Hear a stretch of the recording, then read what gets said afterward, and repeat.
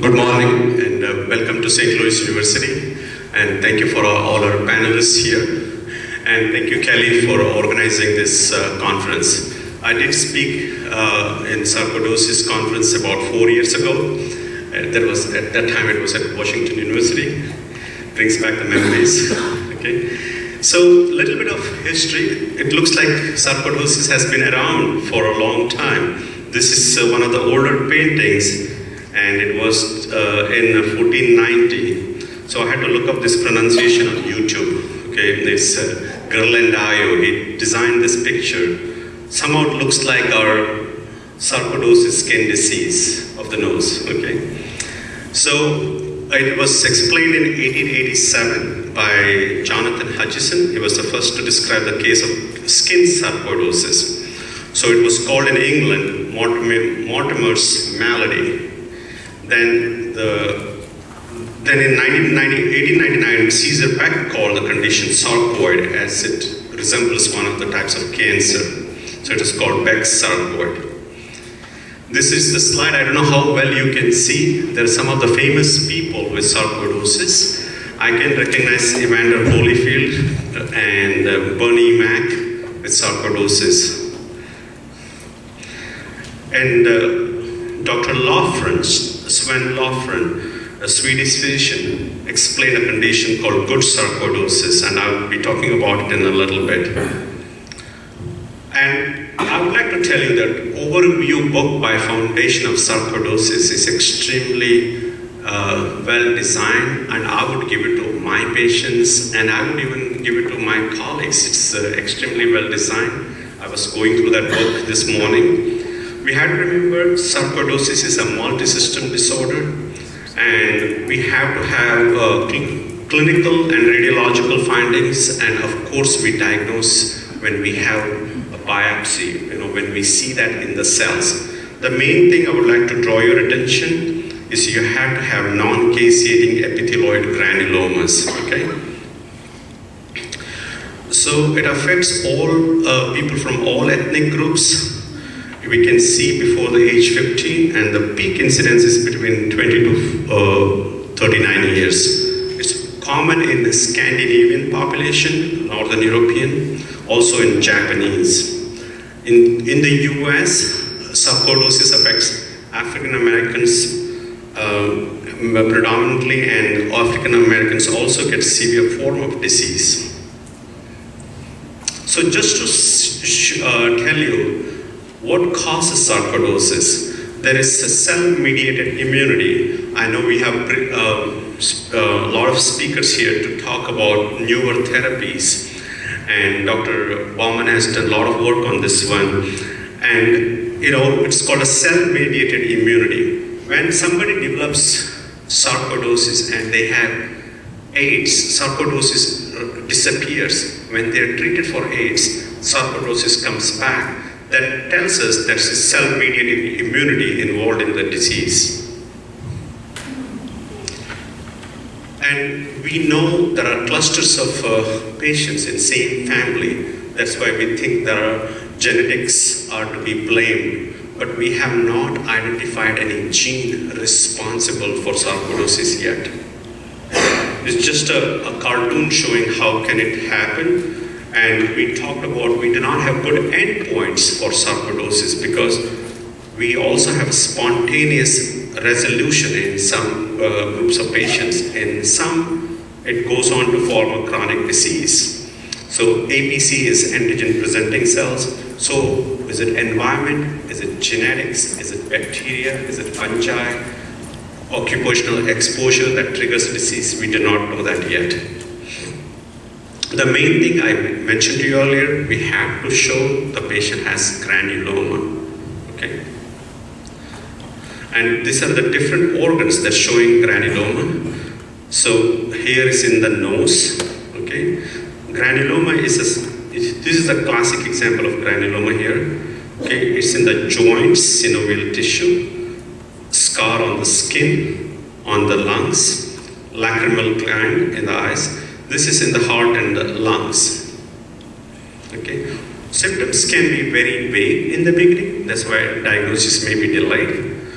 One of the things we have to pay attention is fatigue. The patients complain that they are tired all the time. Weight loss can be part of it, mild fever. Then when we do chest X-ray is invariably abnormal. I'll show you in a little bit. Half of the patients, the disease resolves by itself, and that adds to the confusion. And in 2/3, it can go on for 10 years. 1/3, we have unrelenting disease. About 5% of the times, the death is caused by respiratory failure, cardiac, and neurosarcoidosis. I told you that I will tell you a little bit about good sarcoidosis, and this is an acute presentation with a joint pain, including involving ankles. Erythema nodosum is like a red discoloration of your shins, and lymphadenopathy in the lungs. It happens in 9 to 34%. And the erythema nodosum, that the skin changes happen predominantly in women. Ankle pain can happen in men, but there is no need to biopsy this. This is the only thing where we don't need to biopsy. It's just a clinical diagnosis. We treat with aspirin-like medicines. We call non-steroidal anti-inflammatory drugs like naproxen. You can treat the patients with that. Okay. We have dedicated lectures on heart and neurosarcoidosis, but I just want all of you to be aware. One of the reasons we really have to look for cardiac and neurosarcoidosis in our patients. We need to a doctor who is treating sarcoidosis has to look for those involvement. And there is a new thing called pulmonary hypertension in sarcoidosis. You can see Dr. Bobman's name here in the slide, okay? So when we diagnose pulmonary hypertension by echocardiogram, or sometimes we have to do a right-sided catheterization, or called right heart catheterization, it adds to the disease burden. The outcome is worse than when you do not have pulmonary hypertension. Before we had CT scan, when I was a medical student, we used to talk only about X-ray diagnosis.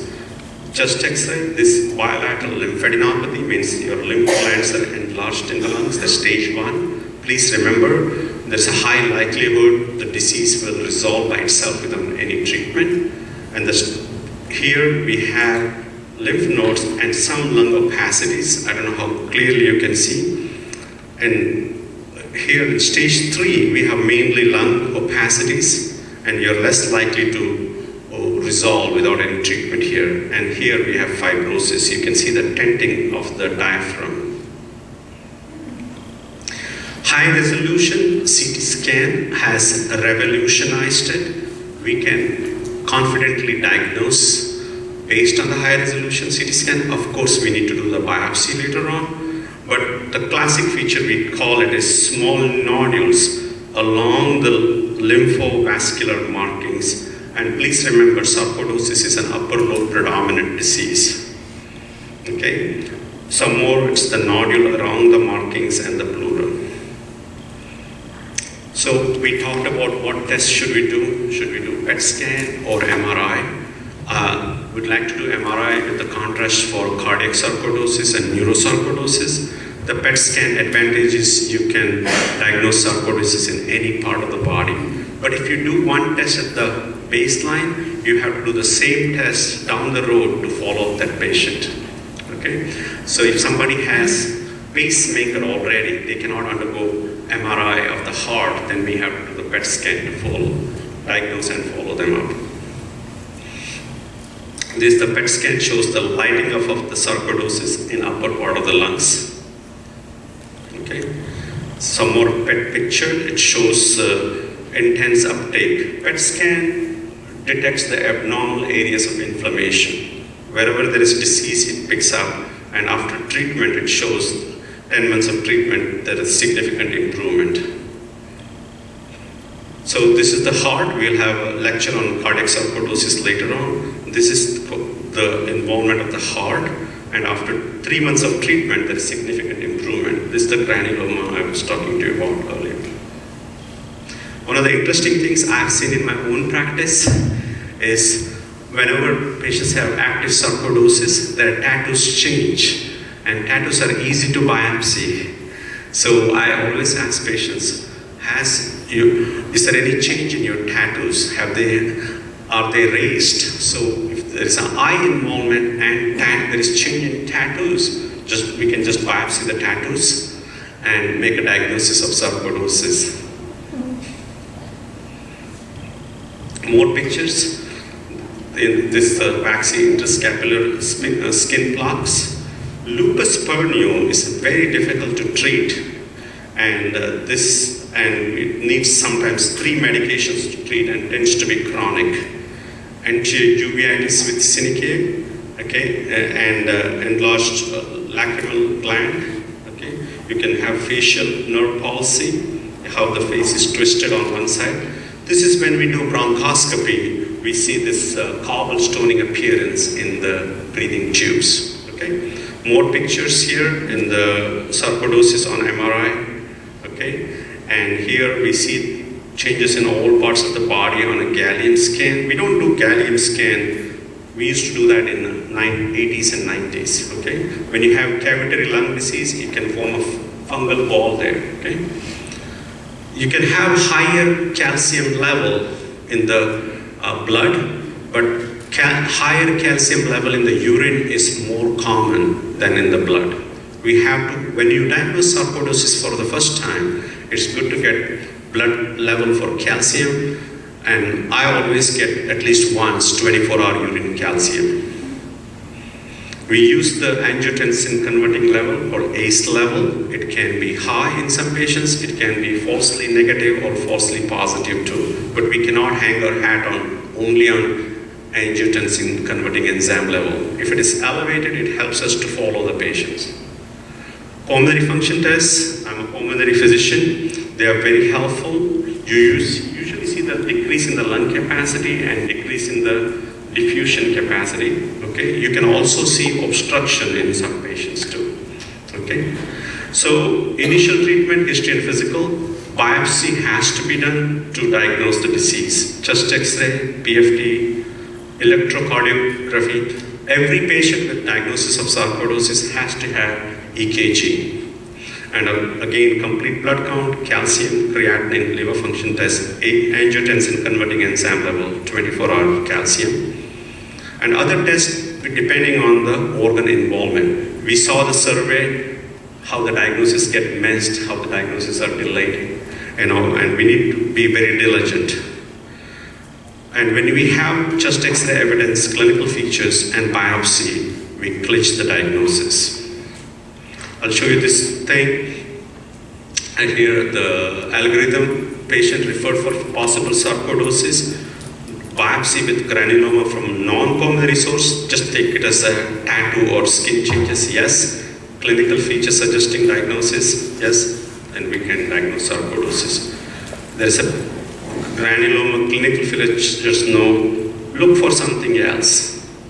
We'll go this route, no biopsy from the non-pulmonary source, clinical features, you go and do the bronchoscopy with transbronchial biopsy. It's a good tool to make a diagnosis. We can make a firm diagnosis. Lungs are involved in about 90% of the cases. Lung biopsy can be tried and make a diagnosis.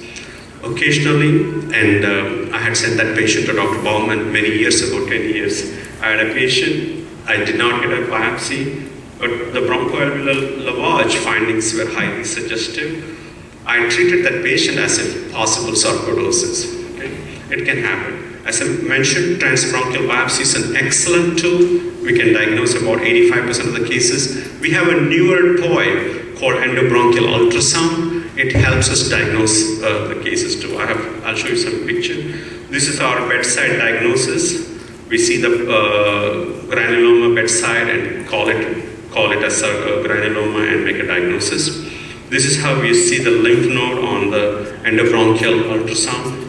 And we can put a needle there and make a diagnosis, Treatment, I'll briefly touch upon the treatment because we have a lot of sessions on treatment. Main thing is there are no well done studies to guide us. I use this foundation of sarcoidosis guidelines for each organ now, and I print it out and give it to my patients. If you have lung sarcoidosis, you use the PFD, okay? And deforming skin lesions usually need chronic and require therapy. So, and patients who require treatment are worsening symptoms, limitation of activity, neurologic cardiac involvement, eye involvement, larynx, involvement of larynx, who have high calcium levels and disfiguring skin lesions. And I think we have a lot of sessions on treatment, including steroid and steroid-sparing agents. They're in my slides, you can go through them. I'll be around, you can ask me questions anytime. But I would like to end on this one topic here.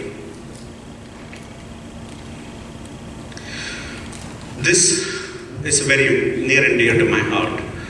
You know, specialists may focus only on one organ, like 6 blind Asian men explaining an elephant. But a physician must rely on good history and clinical acumen to put everything together. We have these findings from lungs. The calcium is elevated, or the patient has the kidney stones. We need to put everything together, 1 + 1, 2, and make a diagnosis of sarcoidosis, rather than saying, oh, this kidney stones is something else, lung disease something else.